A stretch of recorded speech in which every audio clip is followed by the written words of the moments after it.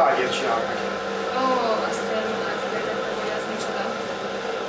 Ja, tányér, nem mutasd meg a falon, hogy... Ja, most nem tudom, hogy videóznak, vagy film. Azt hiszem videóznak Facebookon. Vagy később megmutattam. Jó, jó. Végülis úgyis feljönnek a végén. Persze.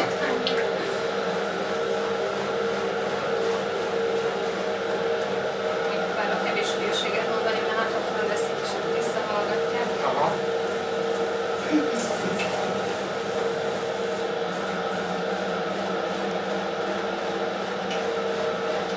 Ez elektromos ezek szerint? Is, meg lábbal hajtós is, de egyszerű most már így elektromosan.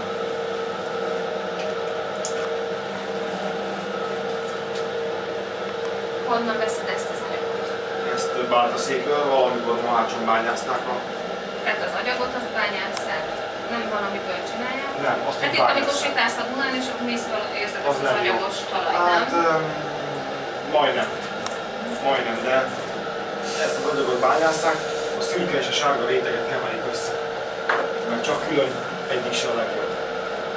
És akkor úgy keverik össze, és akkor abból lesz ilyen jó És minőség. Magyarországon mindenhol van ez az anyag, vagy csak Nem. ilyen egy-két helyen? Nem, ezt különböző rétegekben lehet találni, különböző helyeken, nem minden. Hát sok helyen található, de nem mindenhol jó a minősége. You can find this material in a lot of places, but the quality is not so good. So she buy this material 20 kilometers from Mohács. At the Danube you can find this material, but the quality is not quite good. Clay. This material. Material is clay. This The what is this word? clay. Clay. Okay.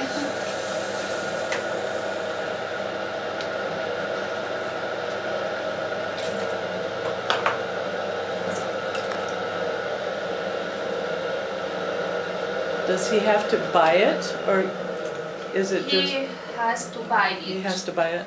Okay. Ezt veszed, nem mész és ásol. Most már igen. Apám még bányászott. Aha. His father had to go to the Danube or anywhere and